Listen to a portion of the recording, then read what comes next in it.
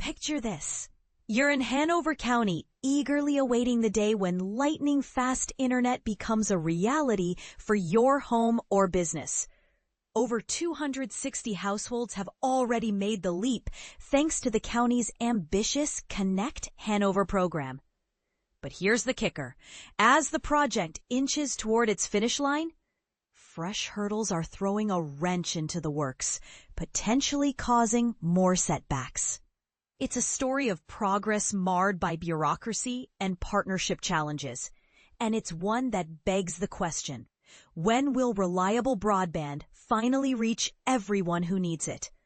According to county officials, the pace of advancement has slowed down considerably. The key players, including internet provider All Points Broadband, are grappling with a critical barrier, gaining entry to private roads to lay the final stretches of fiber optic cables. These cables, which are essentially thin strands of glass or plastic that transmit data at incredible speeds using light signals, are the backbone of modern high-speed internet.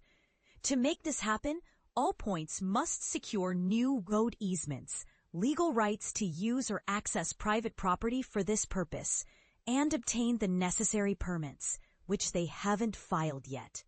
For beginners wondering what an easement entails, think of it as a formal agreement that allows public or private entities to cross or use someone else's land without owning it, often for utilities like power lines or, in this case, internet infrastructure.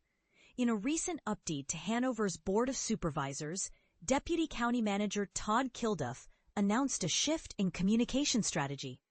Instead of sporadic reports, the county will now provide monthly check-ins on the project's status. The initiative kicked off in 2021 and officially broke ground in November 2024, aiming to deploy roughly 550 miles of fiber optic wiring to deliver internet to about 6,200 homes and businesses in eastern Hanover. Kilduff emphasized the public's keen interest, noting a lot of people have been visiting our website, and we have a lot of people who consume the data. Trust me, if we miss an update, somebody will call us. It's a reminder of how vital this project is to the community, and this is the part most people miss. The human element behind the data, where everyday residents are holding their breath for better connectivity. The total cost to wrap this up is estimated at $55 million, funded through a mix of sources. An initial $14 million came from a grant via the Virginia Telecommunications Initiative under former Governor Ralph Northam. Another $15 million was allocated from county funds through the American Rescue Plan Act, a federal program designed to aid recovery from the COVID-19 pandemic. Private investments added $26 million, contributed by partners like All Points Broadband, Dominion Energy, and Rappahannock Electric Cooperative. Now, Hanover is pursuing additional support through Virginia's state-run Broadband Equity Access and Deployment Program to cover unserved areas that weren't part of the original plan.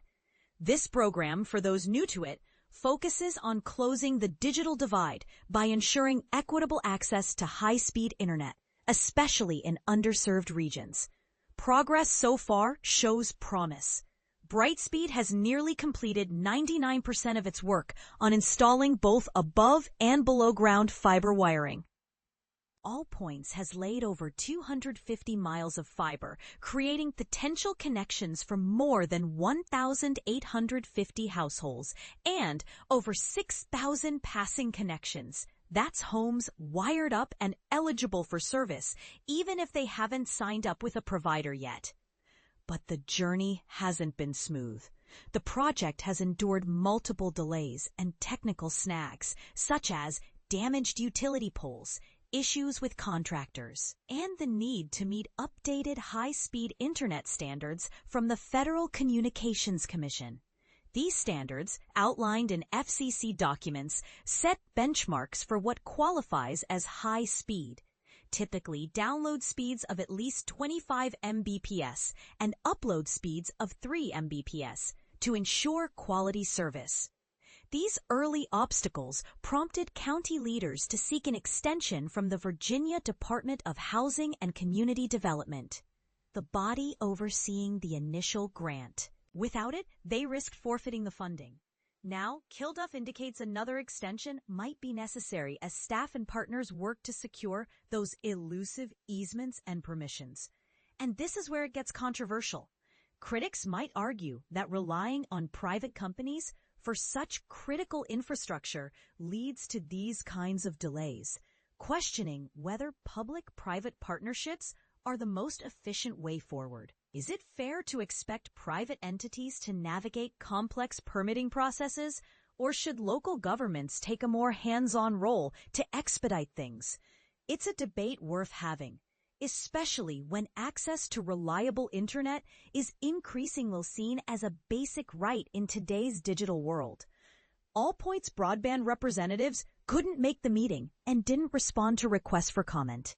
Brightspeed, however, shared with VPM News that they plan to update the board on their advancements in January 2026. South Anna Supervisor Sue Dibble highlighted that the county has compiled a list of needed roads and is pushing to accelerate the process. She stressed, "We have done everything we can to work with Allpoints as a partner." Cold Harbor Supervisor Michael Hersberg, who chairs the board, echoed this urgency. "I know a lot of work has been done over the last 4 years, but these private roads have been known for about 4 years. It's time to get these plans done, and it's time to get this work rolling." Their words underscore the frustration building in the community, where patience is wearing thin after years of anticipation. As Hanover County pushes forward, one can't help but wonder, should private companies shoulder more accountability for these delays? Or is the burden on local governments to streamline regulations?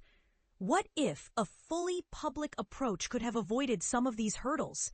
Share your opinions in the comments. Do you agree that partnerships are the way to go, or is it time for a different strategy? Let's discuss.